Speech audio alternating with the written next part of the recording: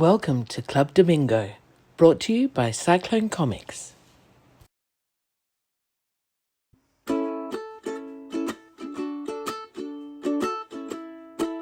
We're recording, Tim. We're recording. Good morning. How's it going? Good morning, Gary. I'm good. How are you? I'm okay. I've just run up the stairs and made myself a fresh cup of boiling hot tea. So if I sip it now, I'll regret it. So I'm going to put it down. I did you see what I'm drinking out? This is new, last few weeks Yeah, worth I've noticed that. Yeah, it's amazing. It hasn't got some sort of greener pastures logo silk screened on it. Yeah, true. But it's a like a double-walled cup to keep my tea warm because I drink it so slowly that it goes cold before I get to it. So right. I'm the opposite. I drink very mine so nice. fast. So you may have noticed that I sip probably twice as many times as you do across a show. So Right. anyway, There you go.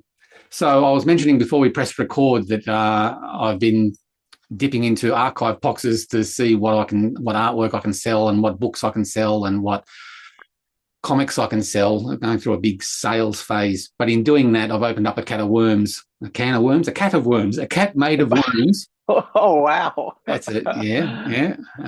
And a can of worms. And now my studio floor has just got piles of classified or unclassified stuff all over it. And I can't put the lid back on, Tim. I can't put the lid back on. That's what the can of worms is all about. Yeah. So these are books from your collection as well as your own artwork and things like that. Is that right? I haven't even got to the comps and stuff that I've been, my own stuff that I've got material in or artwork in. This is just my collection and stuff that I've acquired over the years. It's just you can't take it with you, Tim. You can't take it with you. No, you can. You just bury it with you. That'll be fine. It all breaks down over time. That's exactly right. Unless one kind of landfill or another kind of landfill. It's all landfill in the end. Unless it's a hollow foil. Those things takes decades and centuries to break down. True. Anything with a cellar glaze over the top lasts forever. The insides will rot, but the cover will be just fine. Yeah, true. So I've got piles of little pokey stuff to show if you're interested. But we were talking about before we pressed record. We were also talking about movies in general, and Mad Max in particular. And while we're talking about movies, I was thinking during the week, for no real reason, but just I'm an idiot, that you know how Marvel movies have sort of been on a rickety record of quality since the end of Endgame, since that. I think that was phase 3 in my notes, I think. And everyone reckons that Infinity War and Endgame was the best, and it's all been slowly declining, patchy quality since then. Yeah. I was wondering, what if Marvel back then had recast the Black Panther after Chadwick Boseman had passed away in 2020, which was the beginning of phase 4, and if T'Challa, the character, was still a player as a character in the universe, how that would play out with the quality or direction and decisions made by Marvel for all those movies that ended phase 4 with Wakanda Forever, which was an okay movie, but it wasn't a Black Panther movie necessarily because it didn't have T'Challa in my opinion. Yeah. So, and all the decisions that they would have made with Black Panther being a dominant character hero in that whole phase after he passed away, whether it should have been recast as opposed to handling it the way they did, and whether the fortunes of Marvel, just talking about quality of movies, would have been different with the Black Panther character in the mix. Yeah, interesting. Yeah, I thought at the time when that happened, I thought that was a pretty interesting way to take it, that the actress passed away, so the character is going to have passed away as well in between stories, really, wasn't it? I can't remember. Yeah, in between stories. Yeah. That was even weirder for me. Yeah. Well, I tend to I totally understand what you're saying. I feel like it was extremely brave of them to do that, to respect the actor and the actor's family and the actor's legacy, et cetera, et cetera. But I feel like perhaps it was also an aspect, like have they replaced any other character's actor? Bruce Banner. No, they've had the same Bruce Banner since Marvel took over, Mm. haven't they? Well, Edward Norton was in that very first one. The Yeah, but that wasn't part of Phase One. That was pre-Phase Thunderbolt One. Ross. Oh, true. There you go. Okay, cool. All right. There you go. Because yeah, I was wondering if that was part of their decision making that we're going to stick with these actors, and when the actors have had enough, that's when we retire the character. Yeah. Or the end of phase whatever, whichever comes first, sort of thing. Yeah, interesting. It was, and I mean, you talk from an extremely selfish point of view when you talk about this particular subject. But what a shame that they weren't able to play out the Black Panther as what I think was going to be an extraordinarily prominent and strong character in the whole MCU. Yeah. Just So as again, that's why I important kind as of think, just as important as Captain America and Thor and all those other big hitters. yeah, absolutely. And to have an African American or African really, That's you know, true. in that in you know in that prominent position, I'm sure a lot of the disappointment was like what a shame that we set this up and it wasn't able to really come to the fruition that we had hoped for. And again, that's why I think it was pretty brave decision to make, to not try to band-aid over it, but to try to what do you call it? Make it a generation, like do a generational aspect to it instead. Yeah. And maybe, I mean, I have a feeling that they were going to do generational aspects to the MCU from the very beginning. So it probably, fitted in well there. Yeah. But what would have been though? I mean, that whole, what was it again? Phase 4, ending in Wakanda Forever. Well, Wakanda Forever wouldn't have been made. It would have been just Black Panther 2. But what other decisions had to be revamped, reworked, and massaged to make whatever other movies he was going to play an important role in. Yeah. Which I don't think they've actually recovered from to this day. No, I don't think so either. And I was just talking to Samuel, my son Samuel, yesterday about the MCU, because he was saying you still haven't watched Born Again, Daredevil Born Again, and I haven't gotten around to it yet. And he said, well, I've watched Marvel Zombies and Ironheart, and he was just, telling me what he thought of them. And I feel, and it occurred to me that maybe I'm at that point with their films and television shows where it's now so big and so removed from the exciting beginning, which now is practically nostalgia, right? Iron Man 1 and 2 and the time for a remake, reboot. Yeah, it's like I go, well, I'm not that interested anymore. Like I'm just not that interested in the comics. Every time somebody shows me some great artwork from a Marvel comic, I go, that looks amazing. I wonder what the story is. And as soon as my mind says, yes, let's see what the story is, I kind of go, oh, you know what? I'm not actually interested in the story at all. And I feel like I'm getting that way with the Marvel movies. It's like, what? Yeah. And television shows, etc.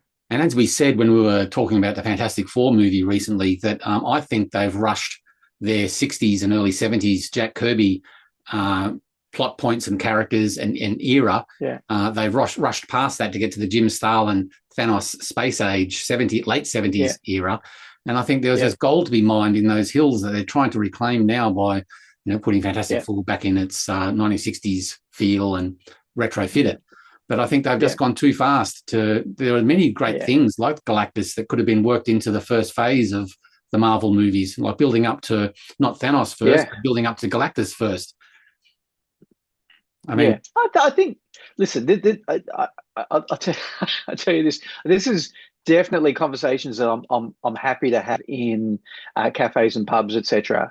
But I feel like we're just more noise out there in the nerdosphere, saying, oh, it's not the way I would have done it. It's like, yeah, fair enough.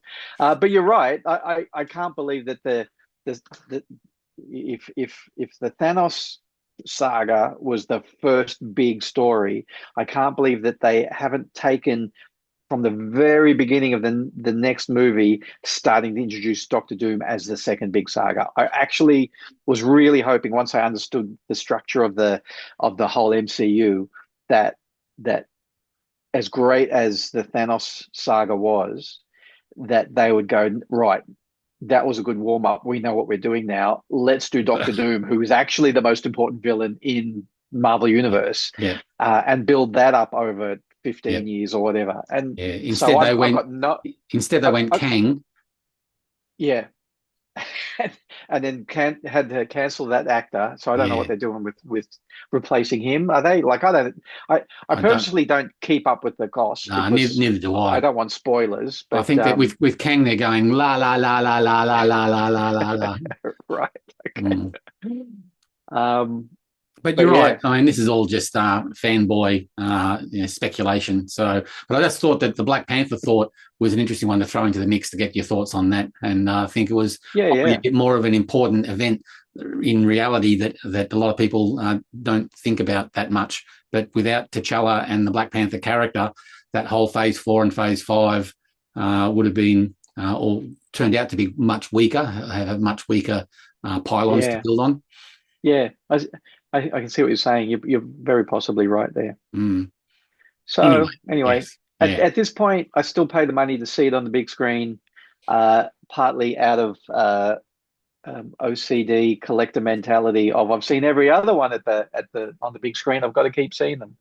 But that's getting pretty close, and I've already fudged it once in that I didn't see Kraven the Hunter. I haven't seen that one yet, and I know that's kind of MCU adjacent, and you can kind of get away with it that way. But I didn't mind my Kraven. OCD was going, weren't we supposed to see that one before it exited the cinema? It's all right if you missed Mission Impossible or Superman. Exactly. I haven't renewed my Disney Plus subscription, so I haven't had Disney for a year or so now. But so anything that's come along that's all geeky that I would normally watch,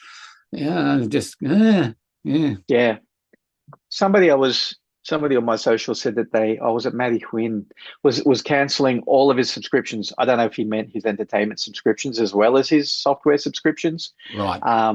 But he said, I've just spent the day, I think he said, cancelling all my subscriptions. In a fit of rage and indignation. Yeah, because he might be a bit like some of us where you have subscriptions to the one thing under 4 different emails to get in at different times. But he said, I've never felt so free in my life. Yeah. I can understand that. Our TV time in this household, I mean, I'll watch the occasional movie by myself. Of course, Belle's not a big movie watcher at the best of times. She knows what she likes, but, she's not slavish about it. We're down to, while we sit down for dinner, we watch an episode of MasterChef. Yeah, you're still burning through MasterChef little by little. Yeah, we've worked back we're watching halfway through season 12 at the moment. I know there's a lot more seasons, but we're going back in time, sort of. Oh, okay. Very cool. So, and the occasional movie I'll sit down and watch by myself, or I'll crack on a CD or something like that. Or a DVD. Or a DVD. CD. Yeah, okay. So my screen time on in the entertainment room is very stripped back these days. Yeah, mine too. I don't. We normally I try to knock off here at the computer at a certain time to make sure that it's not going to stop me from sleeping soundly. And we go and watch like an ep or maybe 2 eps of something at that point in the evening, and that's pretty much it for me as well. Yeah. What was I going to say to you? MasterChef. Amory detests MasterChef at the moment. Anytime it's on for like 5 seconds, she's the Australian one. Yeah. Because all the international ones are crap. I mean, they've got that. Are they really? The American one's got Gordon Ramsay on it, and he just yells at people. And that's the Australian one is kind and loving and supportive. And well, see that's what I think as well. But Amory can see right through that, and it's like it's all bullshit, and it's all for show. But I used to use MasterChef as a really good example of really great reality television, where it absolutely was a competition, but it was built in such a fashion that it was to to educate and build the contestants up, and whatever level they came in at, they were leaving at a higher level. They used to have the master classes. I don't think that they seem to do that anymore. That was the rotation, the the rhythm of what the show was, with a pressure test and then this and then that. In amongst that was always like, and now we're having the episode where it's basically here's a real master chef teaching you something amazing, and they were taking notes and everything. And I use that as the example when I start to talk to people about StripSearch, which the Penny Arcade guys put together, which is still finally looking dated, but still one of my favorite reality shows in that mold ever. And they spoke openly, I think, during the making of, like during the show, how they purposefully made it a pressure cooker and wanted all of the cartoons to be at each other's throats. And give the kiddies a bit of a rundown of what it was. It's very much like MasterChef. The shooting of it, right? Okay, so what was it? It was to find a cartoonist who the prize would be, I think it was 1 year's worth of space on the Penny Arcade website to do their comic strip, and to be paid properly to do it. And Penny Arcade, if you don't know who they are, one of the original web comics, and still around now and hugely successful, and an umbrella brand now where there's a lot of different strips and cartoons and television shows, or web shows of all sorts, both animated and live action, both reality and narrative. And they run PAX, which is Penny Arcade Expo. So probably the biggest gaming convention expo in the world. And it's in, I don't know how many different sites. And on top of that, they've made millions and millions and millions for charity as well. So it pretty, as a business story for comic book people, it's a really astounding thing to look into and hear about. Maybe at another time we'll talk about how they lost their IP and then got their IP back, all of that stuff. What, the StripSearch IP or the... No, the Penny Arcade IP. Yeah. I didn't know that. Yeah, really interesting. So they decided to do a reality show, because they've done other shows on their website and on their channel, etc. And I think there's like a dozen cartoonists from around America, maybe Canada, in a house. And the rhythm of the show was, one episode was a social game where you get to know each other. And I think, being cartoonists, they were hoping they would all make fools of each other because they're socially inept. Episode 3 would be, which, they're actually pretty cool. Most of them were actually really cool people. I feel seen. Yeah, exactly. Like, to be honest, I forget where I heard about it. I forget how I found out about it. Probably on a podcast or something. And the opening credits of the first episode, I was 100% hooked. And before the show even started, because I just loved the look of it, and I loved the look of the cartoonists, and I was going, that's a loser, that's a winner, he's out, she's in, whatever. Like, I was already thinking who was going to win and who was going to lose. So there was a big brother aspect to the household as well, as well as the challenges. Yeah, so episode 1 was the social activity, and they would, follow them through the streets. One was like a treasure hunt and all that kind of stuff. The second episode would be a professional or cartooning challenge of some sort. And they were always interesting, because at that point you actually see them draw. And it's just like MasterChef and The Block or whatever. They would be cutting away to headshots where the person would be talking about what was happening to them at this point of the game, etc. And pretty low budget, but nicely made. It's worth watching. Yeah. And then from that, the winner of that challenge would choose 2 other people to go to the elimination, which would be episode 3. And then you would repeat that. So episode 1, 2, 3, 1, 2, 3, 1, 2, 3. And looking at it after seeing them go through the rhythm a couple of times, I realized that they were shooting those 3 episodes in a single day. Right. So every day for them was pretty full on. They'd be doing something social in the morning, a challenge in the afternoon, and then at night, two of them would be going to a challenge. And the challenge was 2 prompts pulled out of a basket, and then they'd have to draw a comic strip based on the prompts. So it's definitely for writer artists. It wasn't for just an artist or just a writer. Right. It was for the auteur kind of package.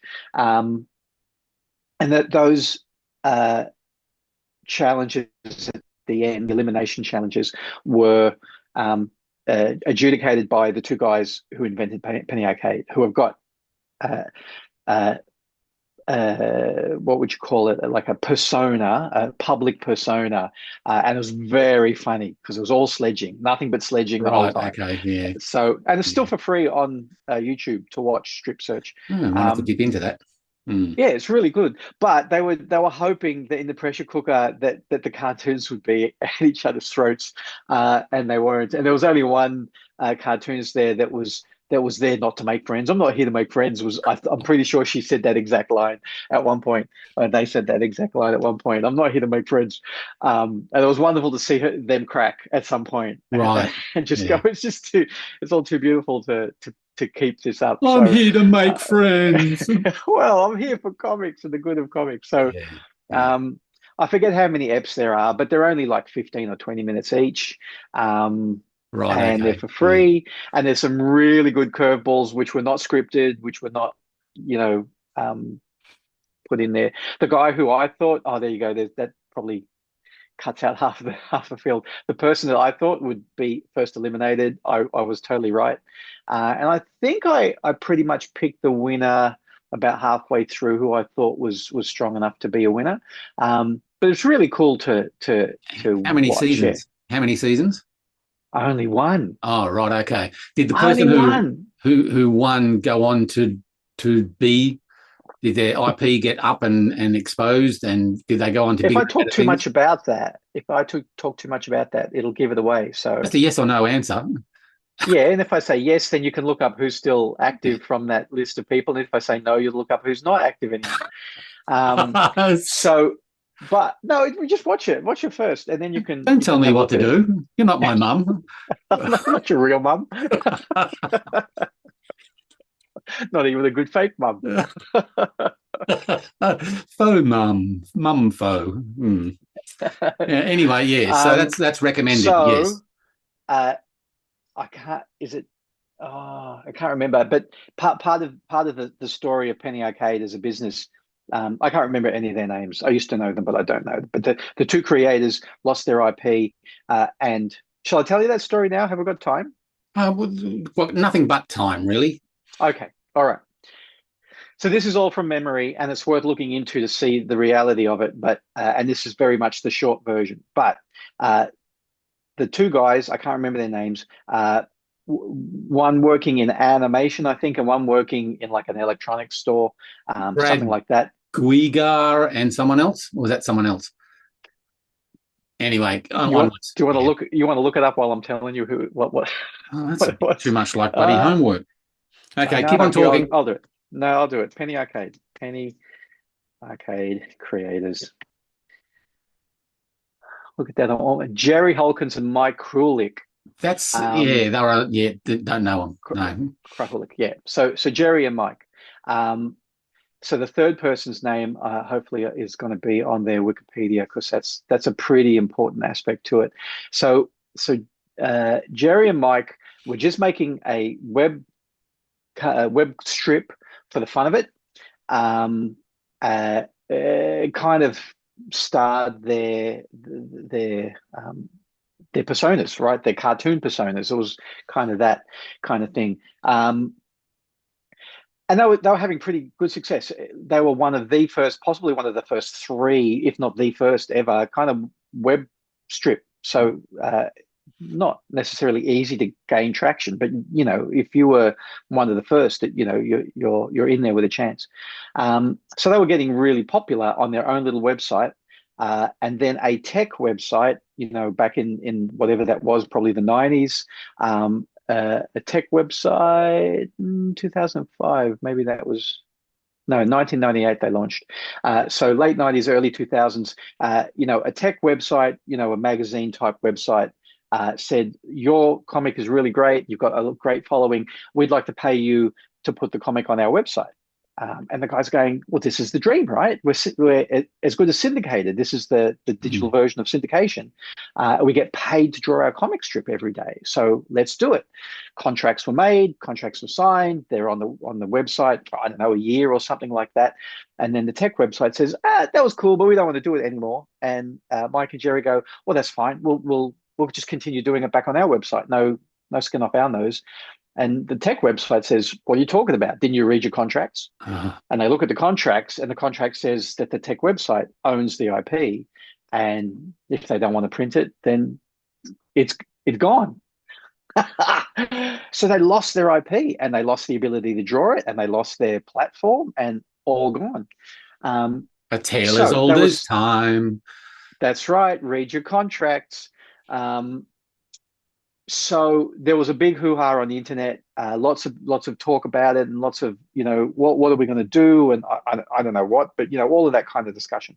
And somebody called Robert Koo, who was, as far as I know, was, in inverted commas, just a businessman, not a creative, said, this is not on. Let's see what we can do about getting you your IP back. And the long story of that part short is that Robert got the IP back for Mike and Jerry. And then instead of Penny Arcade being Mike and Jerry, Penny Arcade was Mike, Jerry, and Robert. And Robert was the business manager, I guess would be the term. And it was from that point on that Penny Arcade became the multi-million-dollar business that it is now. So Robert was integral, that business brain, which, not every cartoonist is likely to have, was the integral point there that you shot it into the stratosphere. So really, as far as I'm concerned, that's another really interesting example of cartoonists are not necessarily the best people to run their own business. And as you and I always say, we need to have our heads over the drawing boards, because otherwise there's nothing to sell. But then who's going to run it? Who's going to sell it? Who's going to take care of the books, etc. So Robert became that person. And they're just lucky, I suppose, that he's a good businessman and not someone that would run the IP into the ground and rip the creators off. He knew what side his bread was buttered on and was doing all the right reasons, the decisions he was making for the IP and for the boys. Yeah, good person as well as a good business person. And again, it's like read your contracts, like have a like get a feel for the person you're going to be in business with. I think it's part of the reason why often the unseen business person in a self-publisher's running is often their life partner as well, because we already know they're a good person and they're pretty invested, right? So Robert, I was going to say only recently, and that probably means as much as 5 years ago, extricated himself from the business. Finally decided he'd done everything he wanted to do there. So I don't know if they've replaced a Robert or how that works, because Penny Arcade is now quite the large business. Again, if you watch StripSearch, you'll see part of the workings of Penny Arcade, but on their website and on their YouTube, there's lots of old shows about themselves. I think there was a whole documentary series, like a what do you call those reality shows where they just watch a business run or a person's life or whatever. So there's a few shows like that which just documents Penny Arcade. I haven't watched those, but cool. Okay, that's a good story. I can only imagine how horrible they'd felt going through that whole process of having everything yoinked away from them, and and then to someone to come in and say, leave it with me, I'll see what I can do. Do you trust that guy who's coming in saying, leave it with me, I'll see what I can do? Yeah. I mean, you've already been shafted. You're going to get double shafted. That's right. Exactly. Nobody wants that, do they? And I was going to say, so the first time they had PAX Down Under, whatever they call it, what do they call it? PAX Melbourne or whatever. So PAX was in Melbourne. Did they do a Sydney one as well? Anyway, I went to the first PAX because it was built on comic strips, at least, even though it's really a gaming convention. But I went down to see what it was like, and it was, it was huge and amazing, and I'd already watched StripSearch, and there was already no second season happening. And I walked past Robert Koo in the crowd. I said, "Robert, I think StripSearch is incredible. It's time for StripSearch Down Under." And he went, "Oh, okay, good idea. Leave it with me." As we kind of passed like ships in the night. Of course, nothing ever happened. But I'm pretty sure I go back in my Twitter feed back to 20 whatever it is when PAX was first in Australia, and a little bit earlier, and you'll probably see somewhere where I would have been talking about StripSearch and saying we need StripSearch Down Under. Who's going to run it? Like let's get this happening. So yeah, you come up with the ideas, but then you say, "I'm not going to run it." I don't know. That's right. I was already in that mindset. It's not for me to run, but it'd be great if someone did. It. Yeah, yeah. So yeah, maybe someone out there still wants to run it. It'd be super cool. Yeah, or something similar. Yeah. Yeah, not for us though. Not for us. No, thank you. So what was I saying before? We did Black Panther. Who knows? Lots of piles on the floor. Right. I've got piles. You should see a doctor about that. That's right. You set them up, I'll knock them down. And so I've been coming across a lot of stupidly rare and don't even remember doing it kind of bits of artwork and bits of pieces that my dim memory is slowly opening up to. Oh yeah, there was that, wasn't there? For example, I'll do some like this, for example, which I didn't remember at all drawing, but back in 1982, I did an early version of the Jackaroo as a superhero. Wow. I've shown you this. Have you seen this? No, I've never seen that. 1982. Look at that. I don't know why he's wearing Captain America's boots. Still got the mask. That's the only thing that's sort of like hung around. Everything else got modified. Yeah. And you can tell that was in a ring binder for quite a few years as my master pose for the Jackaroo. Cool. He's got hold that up. He's got George Perez thighs there. Yeah. Yeah. Are you a Perez fan, or were you a Perez fan back then? No. No. Yeah. So who would have been influencing that? Like looking at the Cyclone Comics early stuff, I can see Eisner all over it. But would this have been pre Eisner obsession? Not that I've ever been obsessed with Eisner, but I'd say Galassi informed this a fair bit. Galassi, right? Yeah.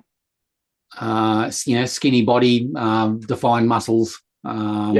The kung fu mask kind of thing. Not so much the Captain America boots, which I think look a bit silly, but look, the sash belt.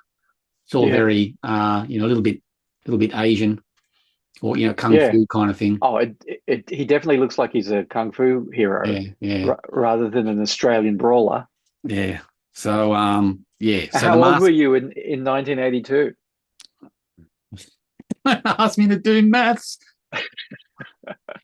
We'll have to look you up on Wikipedia as well. I was 25 or something like that, if not 24. Excellent work. If not younger. And then I came across this, which was much younger. You were like just 20. I called America Man from the Southern Squadron. That was the initial sketch. That parody of the X-Men and whatnot. You press a button on his belt and it plays the national anthem. Yeah, that's right. Oh, see, here's some an alternate design for that character.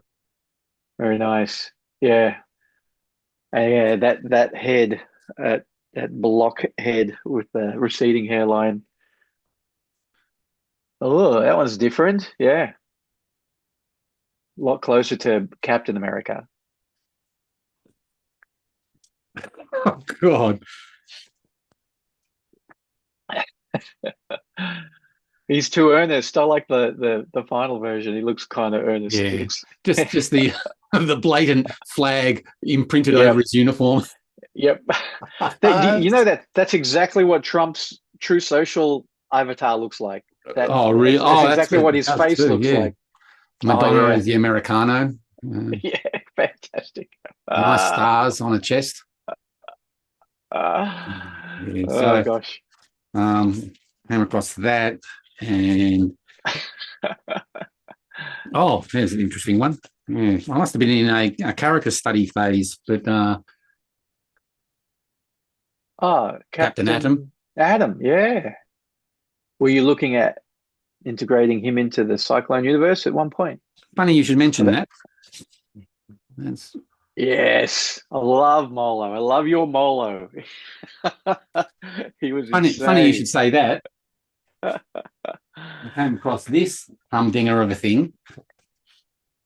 Whoa! Which just has lettering in place, but it has Captain Atom, Crimson Comet, wow. Molo the Mighty, and the Southern Cross. Jesus, that's incredible. And what's that for? Why did that never happen? I don't know. Lost to the sands of time. But that's the original version of the Redback there, which was a Jack Kirby ripoff like Batman. And so I was going to do a Redback meets the classic Australian heroes thing back in the day. So wow. So that again would have been early 90s? No, that would have been mid to late 80s. Mid to late 80s. Yeah, 87. Wow. Kind of thing. There's no date on it, but that's a lot of hand lettering there. That's incredible. Are there more pages to that story? A version of that actually became an advert for Cyclone Australia that used Harry Patterson instead of the Redback coming in to save Dark Nebula and Night Fighter. I think I've got that somewhere. I think I showed it just a couple of weeks ago. Man, did I say this on air last week or just to you personally? It's weird just seeing that little part of your studio and then imagining this cavernous room full of books and art. And you remember that? Yes, absolutely. Oh, I see. Yeah, I can see how that developed. Yeah, it's the same basic premise. So where the heroes are all being strung up, and Harry Patterson is playing the Redback role by coming in to save them. Yep. So what were you saying? Sorry, go on. I was going to say, I came across that and I went, I don't even remember doing that back in the day. And, that's where that came from. Rightio. Okay. Yeah. Well, so what were you saying about the Redback and his connection to Kirby? I, back in the day, did a Kirby ripoff of the Redback character drawn in Jack Kirby style. I've got the splash page, the Rise of Dr. Demetrius was the bad guy, and it was just all done in Joe Rosen style lettering. And instead of the Batman, it was like the Redback was the Batman fill-in, Right. So that was back in when I first invented him. It was going to be a Batman knockoff. Right. Gotcha. So there's that. Oh, so much to show you, Tim. So much to show you. And there's that's just photocopies, but yeah, wow, incredible. Unfinished page. Yeah, beautiful. And if Fru came knocking now and said do a 20-pager Phantom, would you do it? Well, I did ask me to do one with the Raven a couple of years back, and I just was too focused on getting back to the Jackaroo that I started, and then just realised that no, this is going to take me forever. So I eventually that story was drawn by someone else.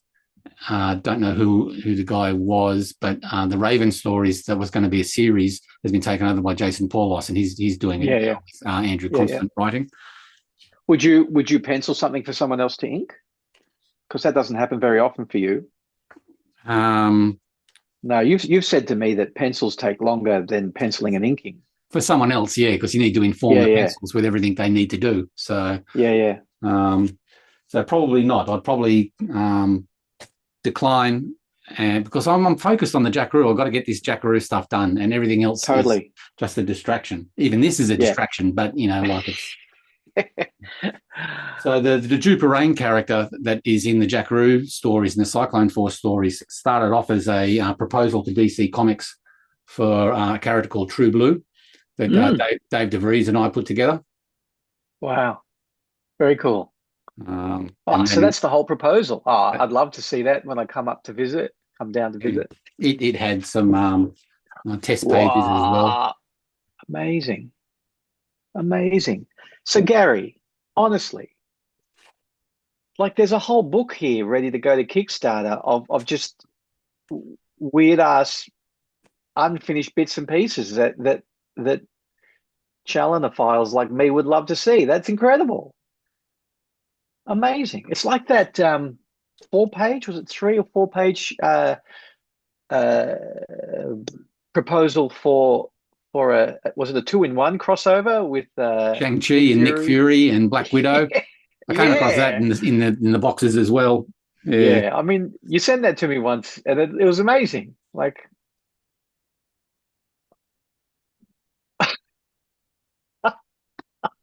are they real characters?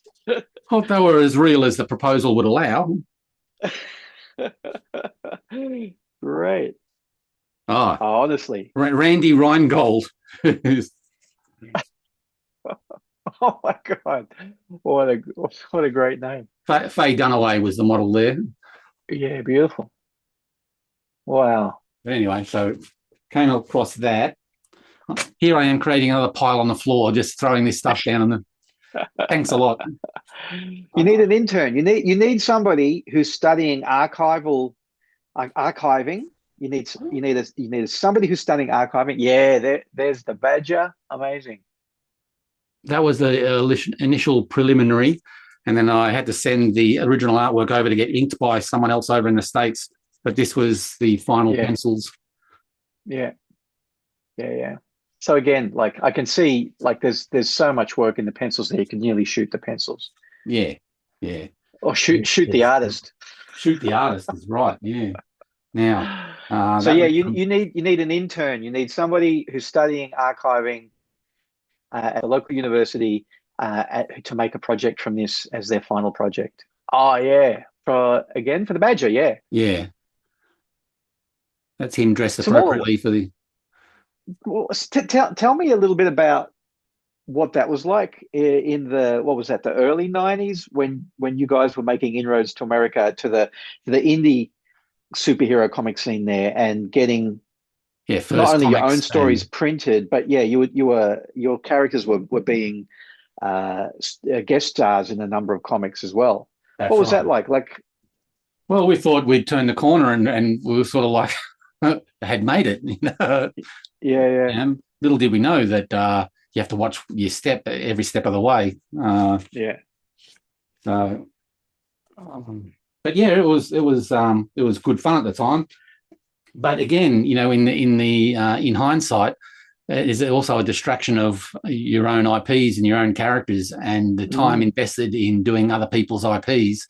If you had hindsight enough to stick with yours, the Jackaroo might have been a bigger deal than how he's turned out, and all these other projects might have been, you know, I saw them as stepping stones for exposure, to not only for a paycheck, but to get my profile up so that when I get back to doing the Jackaroo, I'd be a more well-known artist. Yeah, that was common wisdom. Is that what it's called? As a methodology, there was no wrong thinking there. No, that's right. But you know, in carving out a career for yourself with the plan to always head back to your own IP, you're always in danger of never heading back to your own IP and being caught up with job offers that are getting bigger and better.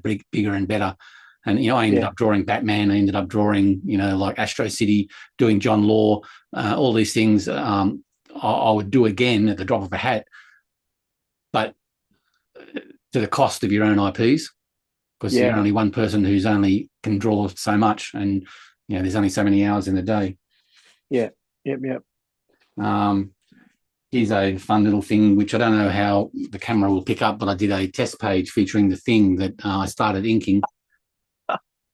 I don't think I've ever seen that either. That's cool. Is that one of the Red Ghost's monkeys? No, it could be, but it is a gorilla. Yeah, just a generic gorilla. Show us the bottom again. That's a great thing there. So I was thinking I might finish that off. I might finish inking it and sell it. Cool. Very nice. Have you got a good scan of it at this stage? No, I haven't. No. Oh, make sure you scan that first. See, this is the problem with creating piles on the floor, is that you go, got to scan that before I sell it, got to scan it before I sell it. And that's just another job of you got to scan how many pages of shit before you sell it. But you're right. And you're right. So, and there's this one. Oh my God. This is just a photocopy. I still got the original. It's such a great piece. I don't want to lose the pencils before you ink it. And then we get two pieces of art.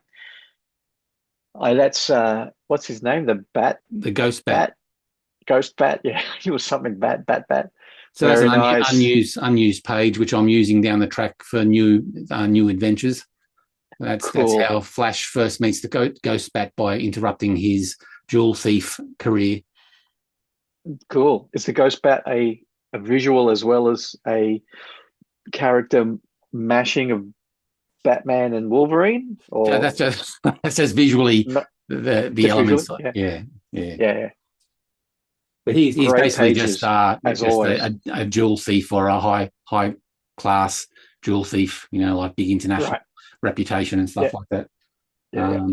And then there was silly little things, like I came across a production. This is the master logo of the Cyclone Comics. Hand drawn, and that's small. And then there's letraset there, and there's some typography there in reverse. The rest of it is all hand drawn. So that's the hand drawn with some pentagraph pens that we were talking about the other week. That's right. Yeah.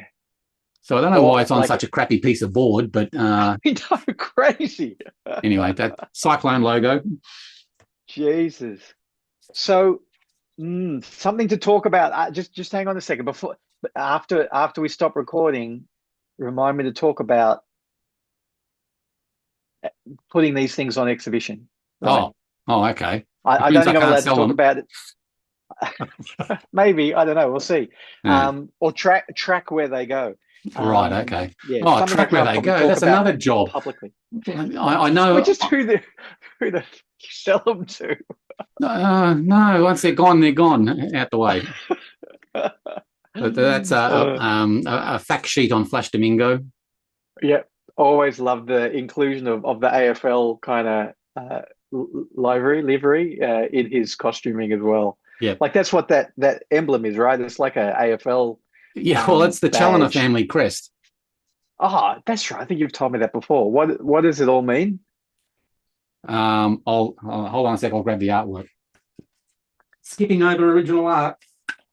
Kiddies, what a show this week. If you're only listening, you're missing out. You've got to be watching. Sorry if you're trying to do some of your own penciling or inking while this show's on, because you need to be looking at the screen, not looking at your own drawings. You can do them later. Oh God. I just did a hippie dance over piles of artwork. Now, what have we got here? Wow. Somebody needs to make a 3D model from Flash Damingo. He's got such great shape, such great weight. I'd love to have a little model of that. That's right. Very cool. Is that like three screaming banshees? Is that like Valkyries or whatever, an inverted silver V, and that's the family crest. Right. Are they like ancestral? Like is that one your mum and the mum before that and the mum before that? Is that what that is? If you knew my mum, that's pretty close to accurate. And then I came across the Flash Damingo file, and you know how last week we were saying that he was a mascot for OzCon. I started getting a lot of the little. Yeah. That was obviously for number 6, but then I've got 6.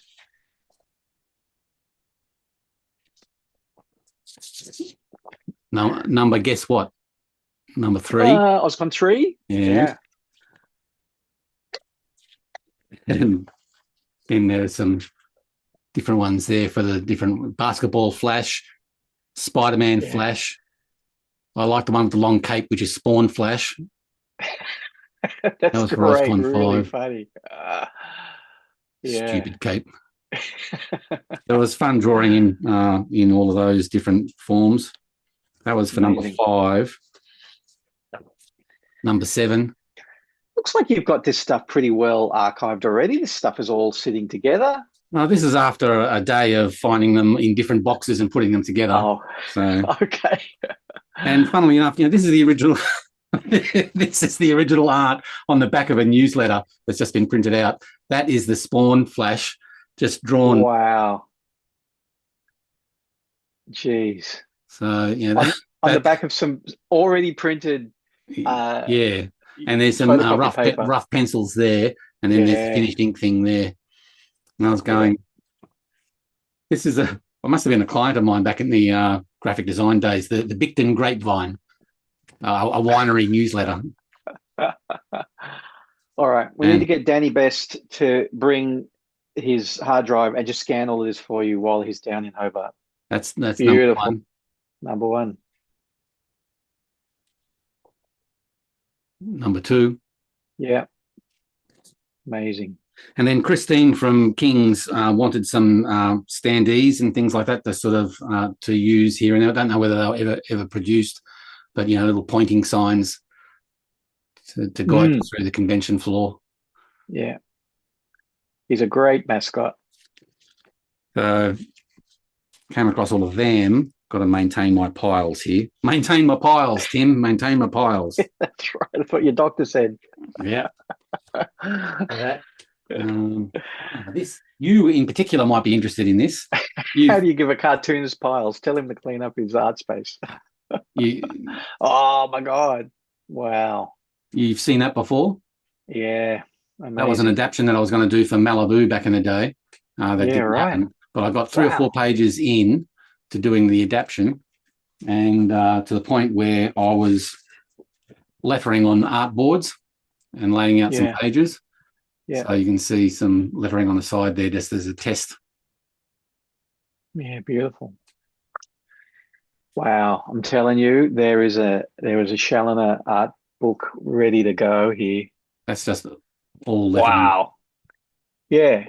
You got enough text on that page, Chaloner, or what? Yeah, well, it was a quiet scene. Headshot. He's talking to his girlfriend as to why she won't marry him, and she's talking to him about him needing to be an ideal man, that she can't sort of explain what it is that's missing from this guy, that there's something missing. And he's going, I need to go on an adventure and I need to be able to go to a lost world and fight dinosaurs and come back a totally changed man.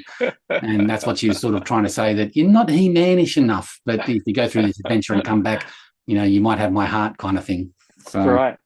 So you're adapting this directly from the novel? Yeah, from the novel. Yeah. Wow. So a lot of this stuff it would be word for word, which is why it's so wordy. Yeah. Interesting. I'm not even going to try reading. It's too dense. You need to buy the book when it comes out. Right on. So that's the Lost World pile. Wow. What have I got here? Oh, Space Precinct. Are you into that TV show, the Jerry Anderson live action? I've never seen it. It wasn't. What was it? Thunderbirds? No, Jerry Anderson was Space 1999. I'm forgetting now. Thunderbirds, Captain Scarlet. Yeah. Anyway, he did all of that stuff. They did a live action science fiction cop show called Space Precinct, and I did a short story for Space Precinct Fan Magazine, which is a professional magazine that was out over in the UK. And hold on a sec, just get rid of some. This was the cast of characters. Incredible. Wow. Of course, the alien in the front there is some sort of mind powers, because she has the old Professor X thing going on with the hands to the temples. Yep. Amazing. And so Stephen Jewell wrote a story around Christmas time that this was the artwork for. It was all fully coloured, but it was set around Christmas time. This is the photocopies of the online work. I think I have seen that online somewhere. Very much in the kind of, like, it reminds me a little bit of 2000 AD sort of style. So. Yeah. And Stephen Jewell, like, he wrote The Olympians with you, right? Yeah, that's right. Yeah. He lives in Australia now? Yeah, up in Gold Coast or somewhere like that. Yeah. Finally came to his senses. Beautiful. Oh, so amazing. that was fun doing that, and that was when I was learning how to use Photoshop. So the colouring on it was over the top.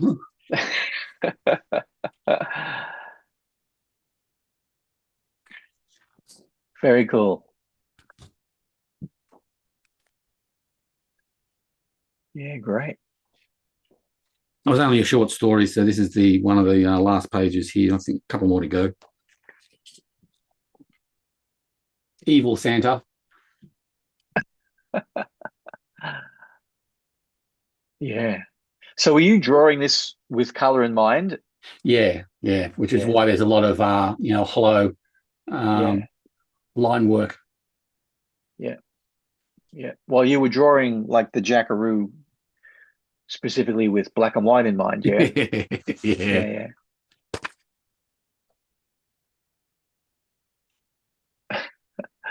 So are these existing characters, or you were able to create them from that main alien guy is a cast member from the show, right? And so is the robot, the little robot that you see floating around is a cast member as well. Any cameos in there, Gary? Did you pop in a little Flash Dark Damingo in Nebula a or crowd? something? No, I don't think so. I Don't think I did. You goose. So easy to do. We talk about it's beautiful. Very cool. We talk about people like Terry Austin in the last few weeks, Terry, an inker of great renown. But he would, when there was a crowd scene and he was given a bit of carte blanche, he would always be putting in Popeye and or R2D2 and in otherwise very serious crowd scenes. Yeah, always tempted to do that. And you can if you read anything by Mark Sexton that's not a Bug and Stump comic and there is a crowd scene, look for Bug and Stump because they're almost certainly going to be there. Yeah, cool. That was a new page I did to insert as a title page for some Cyclone Flash Damingo reprints. That's him first arriving back on Earth. In his egg. In his egg. Yeah. So, I think... How's it feel going through all this old stuff? Finding all this old stuff? Yeah, I want to hang on to it and yet I can't. So, it's got to go somewhere. I don't know. Yeah. All of this, I've still got, stacks and stacks of projects where they're just sketches and development pencils and roughs and layouts and stuff like that. That it's a real shame just to toss it out. And I know Danny Best loves getting that kind of stuff. So I hope he comes with an empty truck because he's got lots of stuff to take back with him when he visits next. Are they driving? I think they're driving. I think they're driving. Yes. Yeah. So anyway, there's more of that. The thing is, each one of those folders, Gary, is like a masterclass for anybody else to look through and to see the process and to it's a masterclass of disorganization. And before we started to record, you left me alone in your studio for a minute while you ran downstairs to make a new cup of tea, and you said, "Can you guess what's on the back?" I could tell immediately. It's Captain Marvel, right? Yeah. Oh yeah. I inked that at one point. I downloaded a low res from the internet that you'd had up at some point and inked that. Right. I was just trying to find it. I can't find my copy of it, but I have inked that myself at some point. So and Lady Luck next to that to our right. That's right. Yeah. So that'll probably be going on the market shortly. I've said that I'm going to be selling some stuff, so I've got to post one or two items, which I'm really going through the I don't want to, but I think I have to kind of thing. Just to lighten the load. There's just so much stuff. Yeah.